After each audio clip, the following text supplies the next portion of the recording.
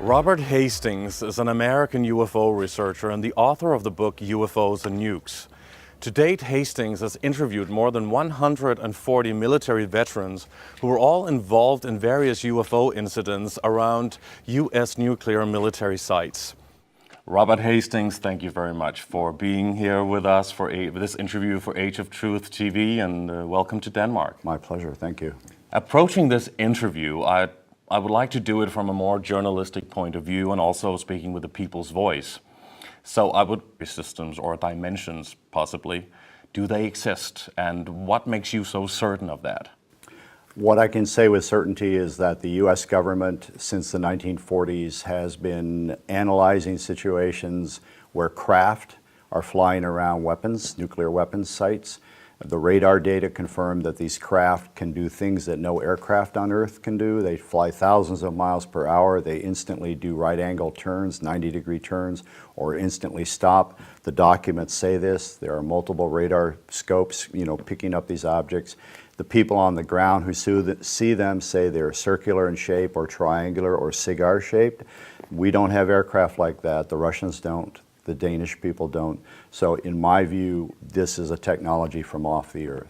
It's been said that the military, particularly in the US and possibly also in Russia, has highly developed technology that is approximately about 50 to 100 years ahead of what the general public has been told. Don't you think that they have this possibility? You've been researching military bases. You were born at a military base. You can tell us that. But don't you think it could be military crafts that people are seeing when they're witnessing UFOs? But what is being reported now is identically reported in the 1940s. In the 1940s, Russia was destroyed, the Germans destroyed their technology. America certainly didn't have flying saucers in the 1940s.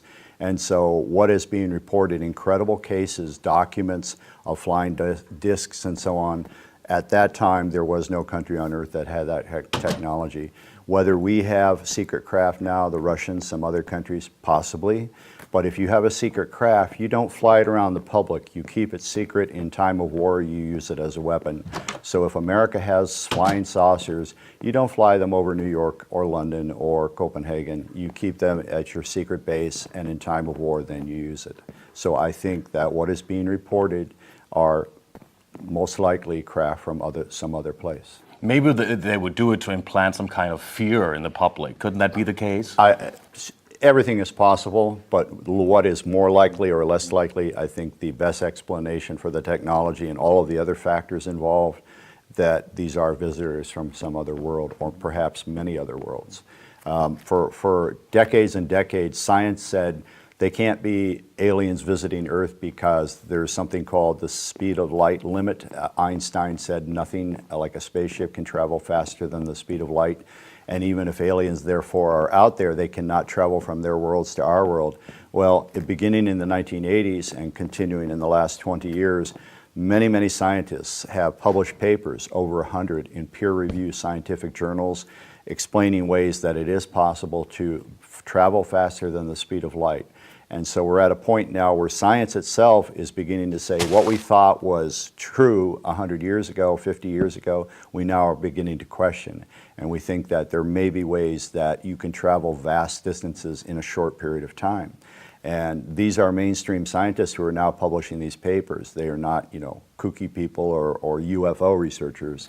These are scientists who teach at universities who say, if there is a civilization out there who is 1,000 years ahead of us or 1,000,000 years ahead of us, they can probably move around space, the galaxy, in ways that we cannot even conceive. But then how about one of Einstein's most famous colleagues, Nikola Tesla?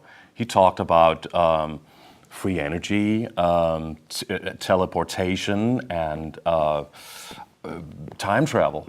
So that would mean that hyperspace and going faster than the speed of light would mean nothing, because if you can teleport from one place to the other or time travel, then it wouldn't be a problem. Yeah. What I say is probably all of the above. If you have multiple choice tents, answer A, answer B, answer C, D is all the above. I think what we're describing is all of the above. In this universe is so huge, There could be civilizations that have teleportation. They're pushing a button. They're here on Earth for a little while. They push a button again. They're back home.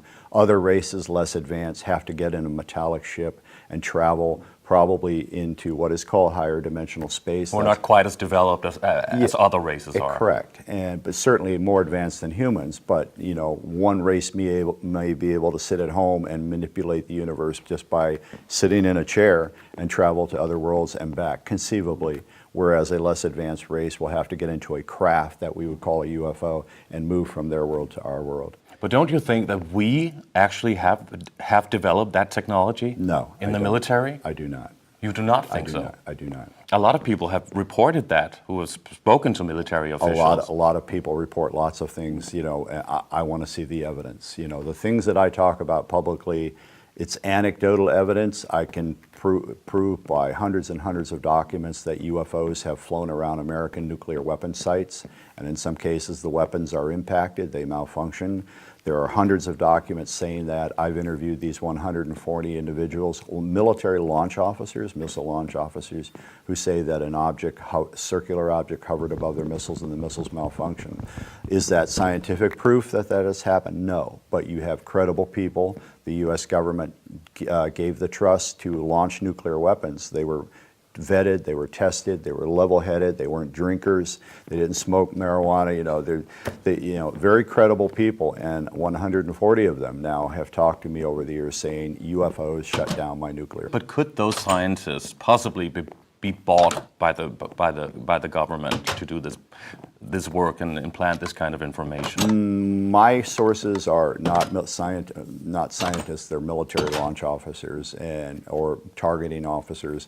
The likelihood of that is not high. These people have waited years and years and years to come forward. They were afraid that if they spoke to me, they would go to jail, because many of them in the 1960s and 70s, they see these incidents, they were involved in these incidents. The military intelligence groups came in and say, tell us what you know and then forget what you know.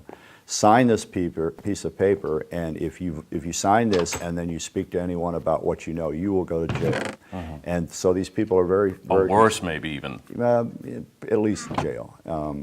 In my view, most of what you read about UFOs on the internet is wild speculation. It's not substantiated with fact. You have to separate the signal from the noise. What is the kind of rumor mill? What is the, let's talk about this, that, and the other, but we have no facts to support what we say? That's a waste of my time. I want to talk about the documents. I want to talk about the military witnesses, the eyewitnesses who were involved in these incidents. And when did you start interviewing these people? When did it all begin for you? My father was in the Air Force for 20 years, and in 1966 and 67 he was stationed, he was posted at a place called Malmstrom Air Force Base, Montana, which is a nuclear missile base. Without going into great detail. You were born on this base, right? Another base, Sandia Base. We're a nuclear base in New Mexico. But at Malmstrom in Montana, it was a Minuteman missile nuclear base, 150 nuclear missiles scattered in the countryside, underground in these silos. 10 missiles are controlled by a central launch control facility. There were 15 of those, so 150 missiles altogether. And the rumors that my father heard in this building he worked with had high-powered radar, military radar. They were picking up unknown objects flying around the missile sites and hovering over the missile sites. And this was in 1967. By 1973, there began to be in magazine articles and in books people who worked for the military or worked for the missile program who said, I know about that, and would talk about that, where UFOs would hover above missiles and the missiles would malfunction. So by 1973, I thought, well, I know a little bit about this. Other people are saying it's true. I think this is important. I think someone should get these witnesses' testimony on record. So I began interviewing and tape recording these people. And by 1981, I felt I had enough evidence to make a credible case this is real and going on. And I went out on the American College lecture circuit. I've spoken at over 500 universities in America and Oxford University in England, saying, here's what the documents say, here's what the military eyewitnesses say, draw your own conclusions. Have you yourself ever encountered a UFO or been in the presence of extraterrestrials or interdimensionals? I have seen 6 objects between 1971 and 2001 in the sky. All I can say is 2 of them were discs, flying saucers. One was cigar-shaped. Had no fins, no rocket exhaust. It was not a cruise missile. It was quite clearly a metallic cigar-shaped object. And all 3 of those objects made no noise. I saw them moving across the sky in broad daylight.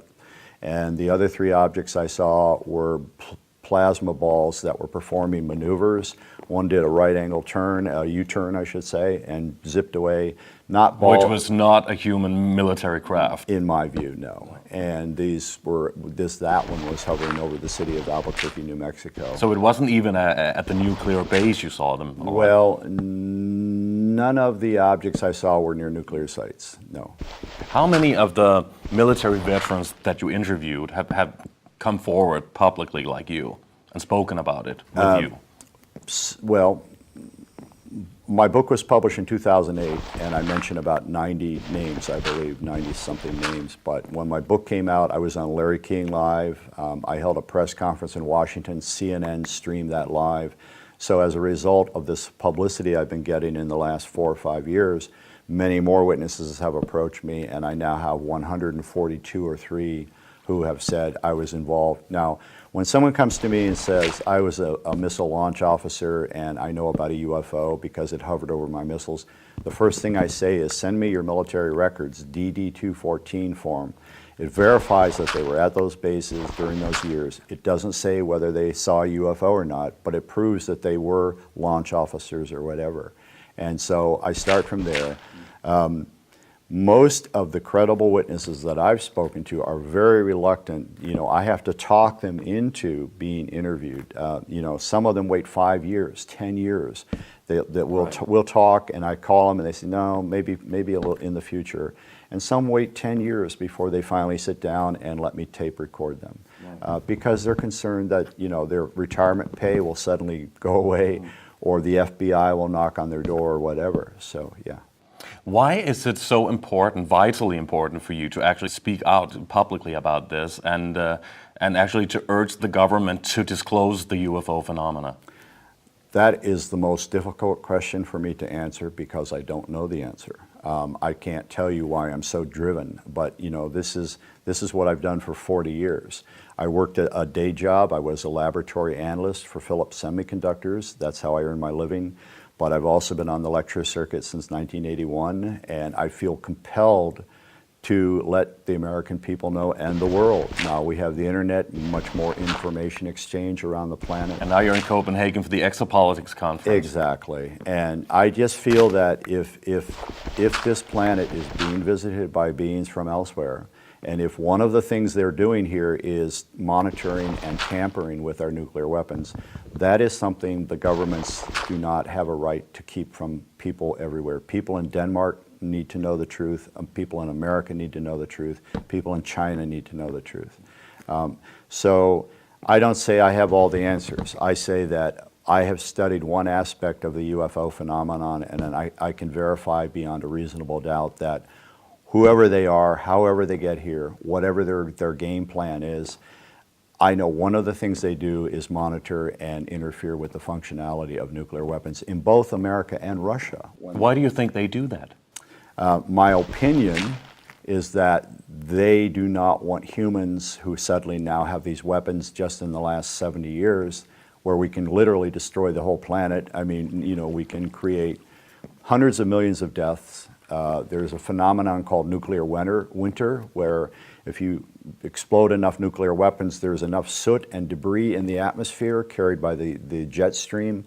The northern hemisphere would be blanketed in such a dark shroud, you cannot grow crops, you cannot grow food. So you have hundreds of million people dead in the explosions, but then you have conceivably 1 billion or 2 billion humans starving because you can't grow crops for a year or two until the sky clears. But why would so-called aliens or otherworldly beings be interested in what we're doing here on planet Earth? I obviously don't know, but my opinion is that they perhaps are like a parent.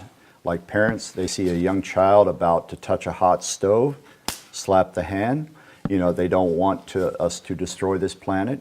But I say, another possibility is they may have bases here under the ocean, and if we destroy the environment, we may destroy their operations here. Or, conceivably, they may want to invade planet Earth, and they do not want to inherit a destroyed radioactive planet, so they don't want us to go to war because they have selfish interests. Why would they want to inherit the Earth? It's our planet, isn't it? Well, if Human beings. What I'm saying is, if there are other races out there who can travel between worlds, one would suppose there are many of those races. Some may have agendas differing from other alien races' agendas. Some of them their world, for whatever reason, may be dying, and they need another world, and so they do want to come to Earth to take over, so to speak. I don't think that's likely based on the nuclear weapons evidence, but I think more likely they are trying to prevent a primitive race, humans, from doing damage to itself. And would that mean that they're moral and ethical? One could interpret it that way. Does that mean, on the other hand, there are some just very neutral scientific reason for them not wanting us to destroy the Earth? Who knows? Who knows? I don't know. All I say, the strength of my program, the reason why I am invited on Larry King, the reason why CNN shows up at my press conferences is because I don't make claims that I can't verify, that I can't support.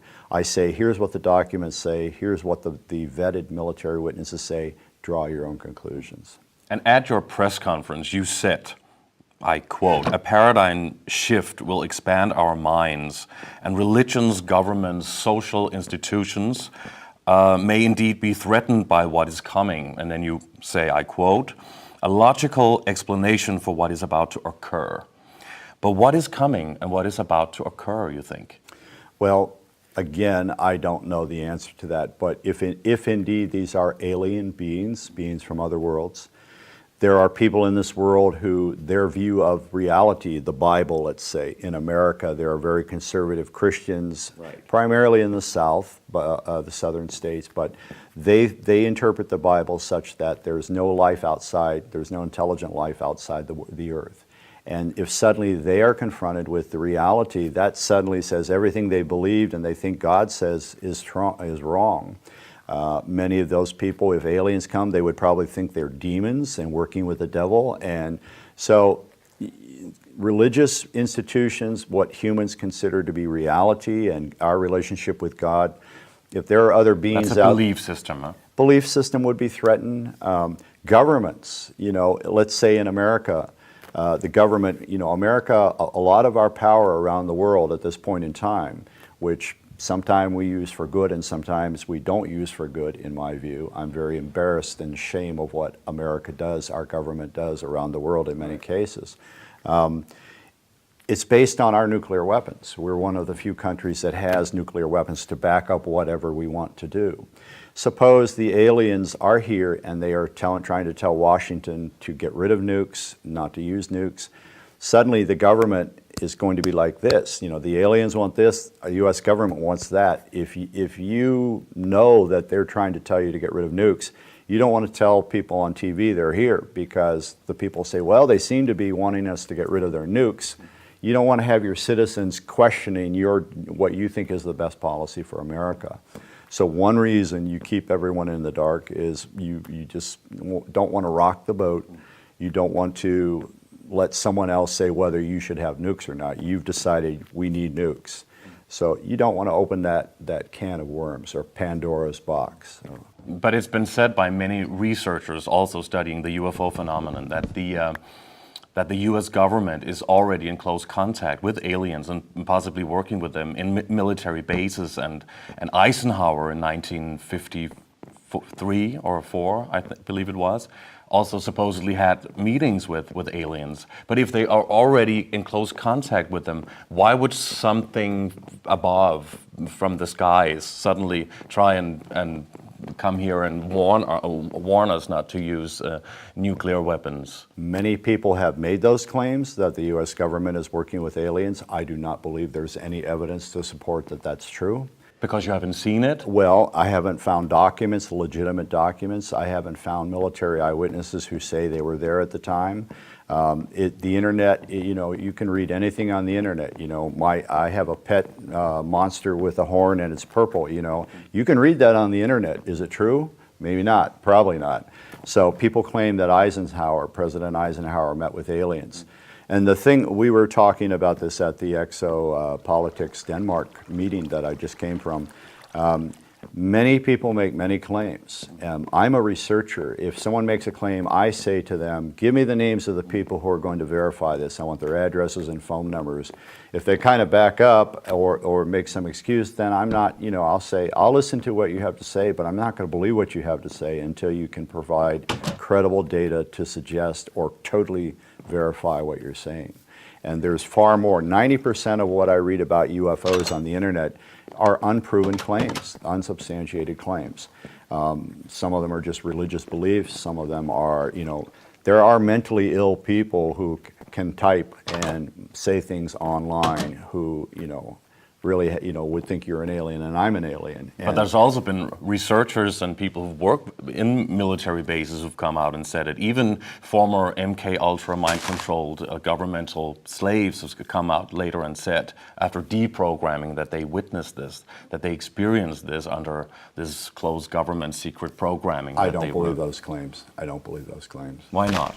Because they've not provided any evidence that I would consider credible supporting data for documentation. For example, in the early 1980s, I helped expose a disinformation scheme being operated out of Kirtland Air Force Base, what's called Office of Special Investigations, where supposedly the aliens were working with the American government and we were flying joint aircraft missions or spacecraft missions to Mars. All sorts of stuff appeared in these documents.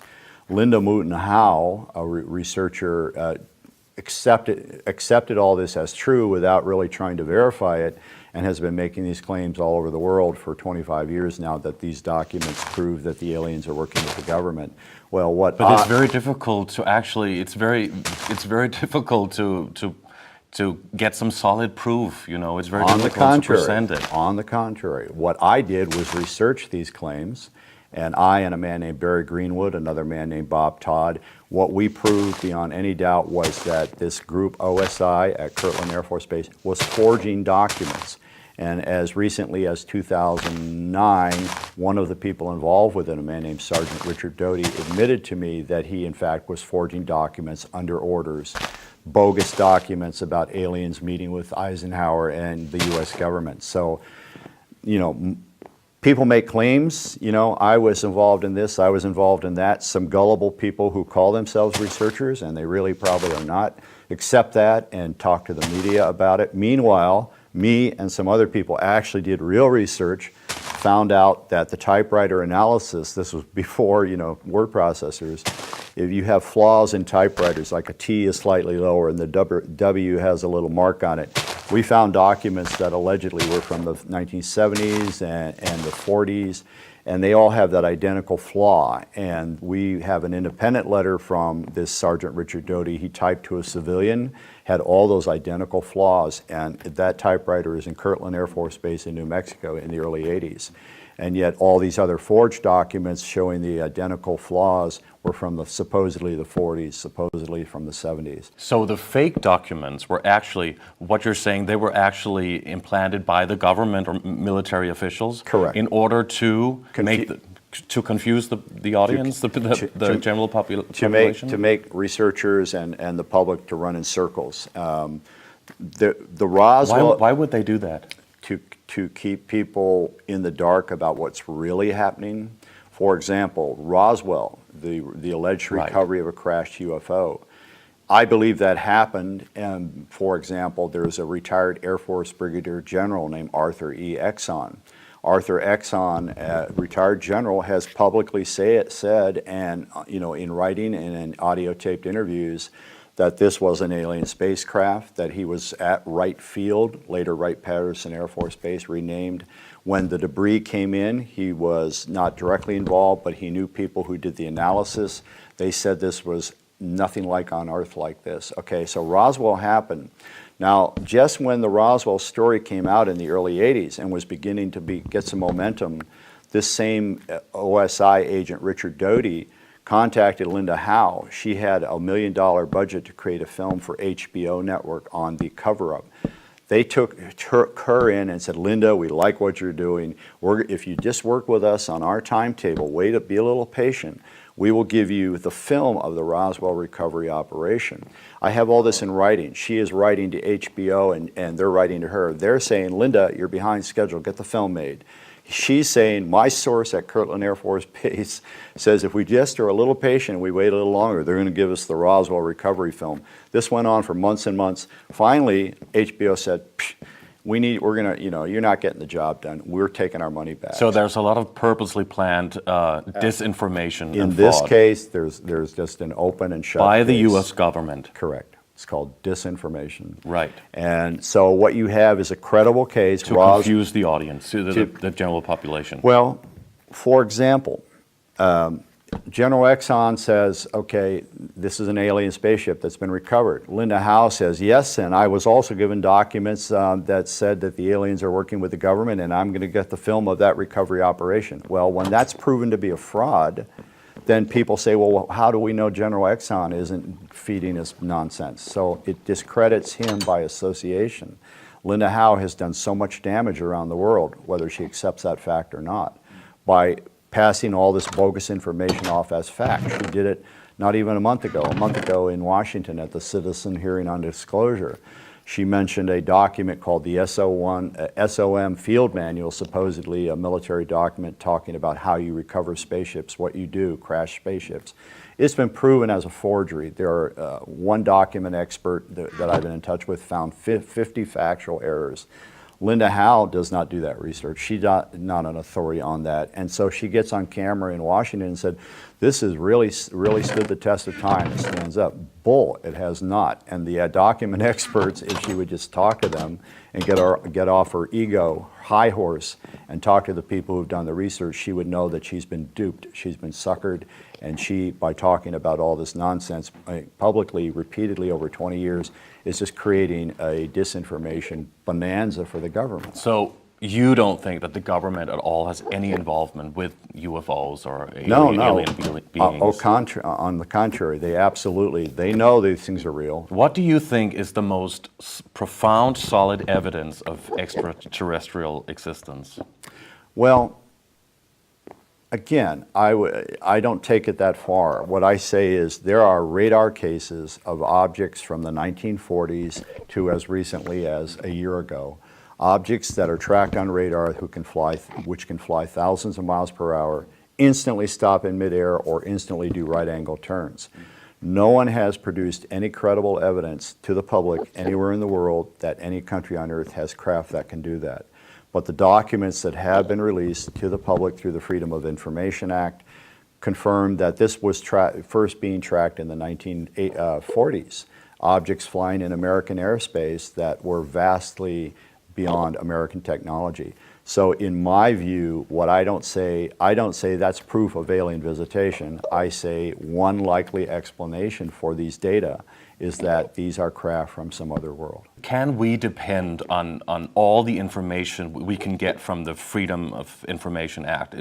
Could some of that be implanted as well? What you try to do is when you get a document is find witnesses that might still be alive who can corroborate what's in that. I've done that many times.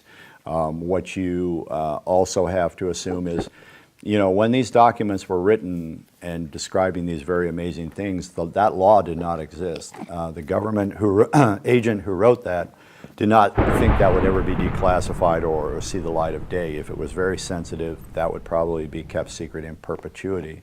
But then in the 1970s, this law began to be used with some success. But it's not a panacea. It's not a completely viable way of accessing information because the CIA, for example, it's now known in references from other documents about top secret UFO documents that CIA has. If you write to them, they'll respond to your Freedom of Information request saying, we have no top secret documents on UFOs. So you can't really depend on that, the well, Freedom that's of it. Information. I don't think they're feeding That's also slightly vague. I don't think they're feeding bogus documents. I don't think they're You don't think that? not the military. That's a very important statement. I'm unaware of any case where one could say that this was a document was forged and released through the FOIA. What happened with Linda Moulton Howe was she was led into this office at this counterintelligence group and handed these through the hand, given these to look at. But it could be compartmentalization on need-to-know basis, that some people know more and some people know less, and it's just, it could happen, couldn't it? Certainly. I mean, everything can happen. Any possibility under the sun. I would say, let's narrow it down. What have we found? What is the evidence we have in our hands? But do you think that the governments in America and Europe and Russia know of alien existence and UFO existence, and they're concealing the evidence to the general public, right? I won't use the word alien. What I will say is they know that there are advanced craft that have been tracked on radar that are vastly beyond even what America has now or Russia has now. And these reports go back to the 1940s. And they know that these craft exist. They know that they can outrun our fastest jets. They know, in my case, that many times they come in and hover over nuclear missiles and then the missiles malfunction. They know those things. Whether they know beyond a doubt whether, in fact, they have a crashed spaceship in Wright-Patterson Air Force Base, like General Exxon says, I don't know. But they know that there are advanced technology operating here. And I think at the highest level, the people who make the decisions, make the policy, I think they know beyond any doubt that this is alien visitation. How about some of the 140 people you interviewed? Have you never come across somebody who said that they've seen aliens or extraterrestrial beings at military bases and they're aware of the fact that the government is possibly working with aliens or have some of the technology? Not one. Not one. Not one. Not one. And the people that I've interviewed, as I said earlier, they're very reluctant to talk to you. Some of them have second thoughts. They'll say, "Okay, I'll sit down with you," and then then they don't return my phone calls. And finally, it's 5 years later before they sit down. The people talking about aliens working in Hangar B with our troops and all this, those are the ones that just gush the information. They'll come to you, come interview me. I want to tell you all my secrets. I know what the government's doing. Blah blah blah. Those are the liars, the ones who can prove with their service records. But what if they want to get the message across as strongly as you do? Well, if they're making it up, it doesn't matter what their motivation is. What if they're not making it up? Well, in my view, if you're going to make a claim that the government is working with aliens, then you need to have some evidence to produce that, to verify that to some degree or another. What is your best evidence when you go out and lecturing and talking to people and give speeches like yesterday? I have documents from the Air Force, the FBI, and the CIA that say UFOs visited nuclear weapons sites on many, many, many occasions during the Cold War era. The documents say that. Then I have found in the cases that I've learned about witnesses. I've spent 40 years. It's 140 people over 40 years is not that many people. I've interviewed probably 1,000 veterans who, they say, yeah, I heard about it through the grapevine. Well, that doesn't tell me anything. If you were an eyewitness or, you were directly involved, then I want to talk to you. And some of the people who say I was involved and I'm never going to talk to you, and I've had people say that, they say, don't call me again. So you use the evidence that you have and try to make some sense of it. It's like a jigsaw puzzle. Many pieces are missing, but there's enough pieces there, in my view, to prove that these advanced craft, not only here, but in the former Soviet Union, when the Soviet Union collapsed in 1991, there was a period in the early 90s where Western researchers and journalists went to Russia, and George Knapp, who works in America, actually got documents confirming that the Russians had incidents, the Soviets, where objects hovered over their missiles and the missiles, have mechanical problems. Same thing that my sources are telling me from America. There's a case, the Bentwaters case in England in December of '80, where we had one of the largest nuclear weapons storage areas. The deputy base commander of that base, Colonel Charles Halt, said he heard on a radio that a saucer hovered over it and sent down laser-like beams. Okay, this is in 1980. Well, when the Soviet Union collapsed in '91, a document from KGB came out from 1989, July, saying that an object hovered over the Kapustin Yar missile base in the Soviet Union where nuclear warheads were stored in this one building. Saucer hovers over it, sends down laser-like beams. You know, the Russians had the same problem that the Americans had in England. Moving on to another subject, that's the Dr. Stephen Greer's new Sirius film, and he also did the 2001 Disclosure UFO project. What do you think about that? Have you taken part in that? No, and I don't really consider Dr. Greer to be a very credible spokesman for this subject matter. Really? Why not? For a variety of reasons. Much of what he said is speculative as opposed to being able to document what he says. You know, for example, there was a lot of hype about this Sirius film, a small alien body being found, and when it was analyzed, it was found to be human DNA, you know, just a deformity, you know, a dwarf type fetus or small entity, human, quite human. Well, that was known before the film came out, and, you know, it appears in the film and so on. So. But he's actually working in the same field as you. He also wants to disclose the UFO phenomena and to tell the people about it. But does he do a credible job of what he says he's attempting to do? In my view, no. And I've made no secret of that over the years. There are people who make speculative statements if you ask them to verify it. I have 140 military witnesses. I have their military records proving they were at these bases. They're independently describing the same number of things. Stephen Greer, on the other hand, and other people who call themselves ufologists or disclosure advocates, much of what they say is based on speculative thinking. What would the aliens do if we knew they were here? You know, how would they react to us? They would give us free energy. Certainly, we wouldn't need to use oil and nuclear power anymore. Well, probably not. If you're an alien race who's visiting Earth, you know that our history is to make weapons and kill each other with as much efficiency as possible. If you're a smart alien, you're not going to give stupid humans high technology because the odds are we're going to try to make weapons out of it, not heat our homes or drive our cars cleanly. So the reason you don't like Stephen Greer's work is it's not because of rivalry. It's because because you know it would be better to work together in doing the same thing, trying to get the same message across to the people. I disagree. What I do is based on archival documentation, military witnesses discussing what other people do, make declarative statements based on speculative thinking, no evidence to support what they say in large part. Or at the citizen hearings in Washington, this business of MJ-12, these fake documents, some of the people said, you know, my witnesses were telling me about MJ-12. Well, yeah, they did that to Linda Moulton Howe. You know, they led her around by the nose 30 years ago. You don't believe the MJ-12 exists? That's exactly right. MJ-12. Really? These are the documents that I'm telling you. These are the ones that I help expose. They were typed up by this agent Richard Doty, and he lied about it for 30 years and finally admitted it to me in an email in 2009 that he forged documents for government. And that couldn't be disinformation?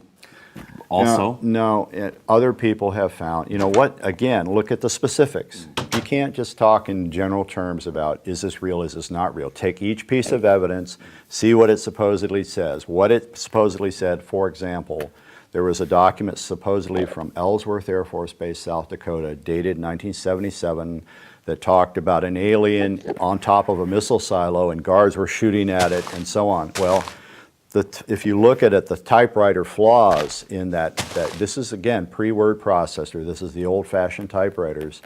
The letters had various signatures. The T was dropped. The W had a little mark off the top of one of the lines and so on.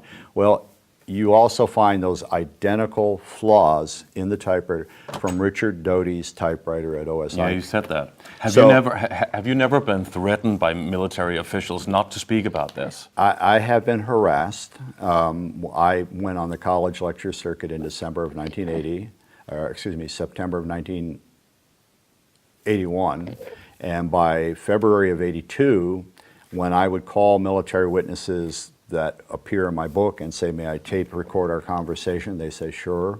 For all of 82, when I did that, as soon as I hung up the phone, within 1 minute or 5 minutes or half an hour, I would get a call. Someone was on the other end saying nothing. I could hear background noises.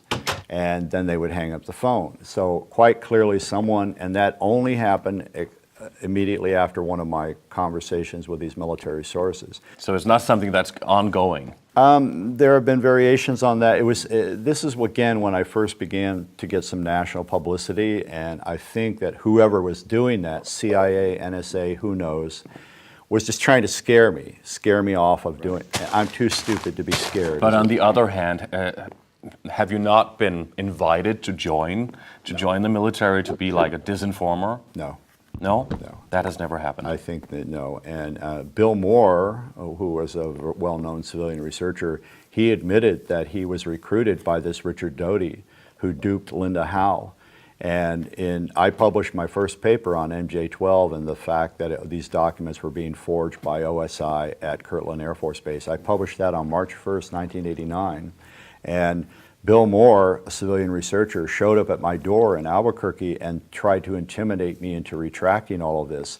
3 months later, on July 1st, 1989, he spoke at the MUFON Organization International Symposium. He admitted finally 90% of what I said in my paper, that he was recruited by OSI, that he was told that if he spied on other researchers, a group called APRO, and reported what those people were doing back to the Air Force, the Air Force said they would give him very top secret information.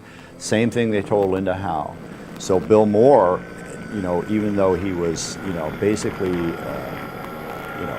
agreeing to spy on fellow researchers for the government, and everybody thinks that's quite despicable. He at least had the honesty to say, yes, I was suckered. I was duped by Air Force counterintelligence. So was Linda Howe, but Linda Howe's never been willing to admit it because her ego or her general gullibility. What are your thoughts on alien abductions? Are they real, or are some of them real, or are they actually, as some people say, military, holographic, mind control methods, maybe using drugs and experimenting on people, trying to convince them that it's aliens, but it's really people who are abducting them to do experiments on people? I do not research that subject, so I have an informed opinion because I've read many of the researchers' works. What is your own opinion then? Well, that's where I'm going with this. I'm simply saying that what I'm about to say is not because I'm an expert or that I've researched that. I'm saying that, for example, Dr. John E. Mack of Harvard University, he's now deceased, he spent many years studying this abduction phenomenon in secrecy. He worked at Harvard, he taught at Harvard Medical School. He knew that, Harvard would just freak out if he publicized that he was studying UFO abductees. But he finally published a book in 1994 confirming that he was studying this. He said, in my view, this is real. This does involve intelligence of a higher order. And that's, there are liars, there are mentally disturbed people who are saying that they're being abducted by aliens, but within this group of this spectrum of possibilities, there are also credible people reporting this. And Dr. Mack believed that indeed some number of humans are having these confrontations. So you actually think it does happen, that aliens do abduct human beings for experimentation? Dr. John Mack came to that conclusion, and I've read his books, and I believe that his methodology is found it credible, based on science. And as far as the theory that the U.S. government is engaging in mind control? Yeah, and making people think they're being abducted by aliens. This is a worldwide phenomenon. There are school children in Zimbabwe and Africa who are coming in and talking about having interaction with landed UFOs and little entities, talking to them telepathically. So the U.S. government does not have that power. But the MK Ultra mind control program was made quite famous, and that was they came out publicly about that. Correct. That they actually did use mind control, trauma-based mind control on children and young people and older people. Absolutely no link to UFOs. You don't think so? There is no evidence.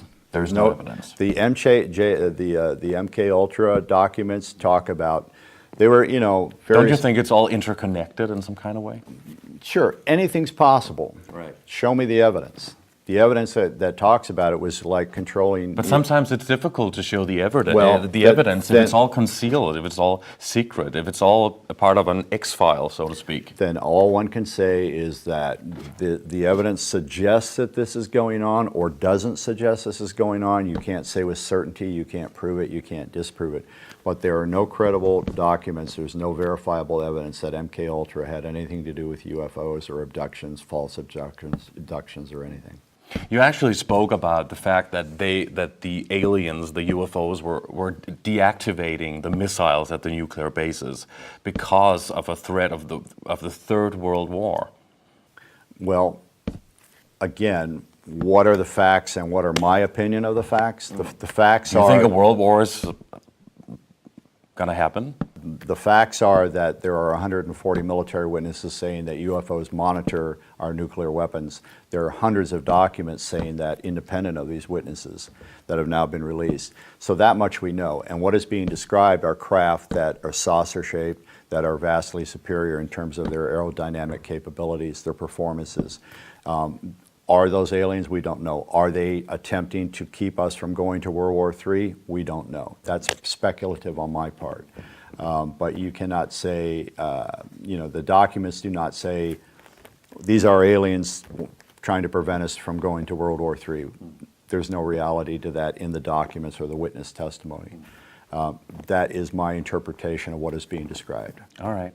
Today it's the 9th of June 2013, and right now the Bilderberg meeting is happening in Watford in London, and has been taking place the past couple of days with the global elite meeting there and discussing subjects. As now it's become more public known because it's been a secret group for a long time. Right. Do you think that a lot of those people who are attending the Bilderberg meeting is actually aware and is part of concealing the UFO awareness that we're not supposed to know about this? I don't know that much about the group, but what I've read publicly about them, there are some number of people who think that these groups are all powerful and they control the world entirely. It's much more complicated than that. Well, it's the most powerful people in the world who's meeting. Well, in human history, at any given point in time, the people who have the money have the power, and they generally do things that are in their own best interests as opposed to in everybody else's best interest. So what's new? So what? I mean, should we fight against that? Okay, maybe. How do you do that?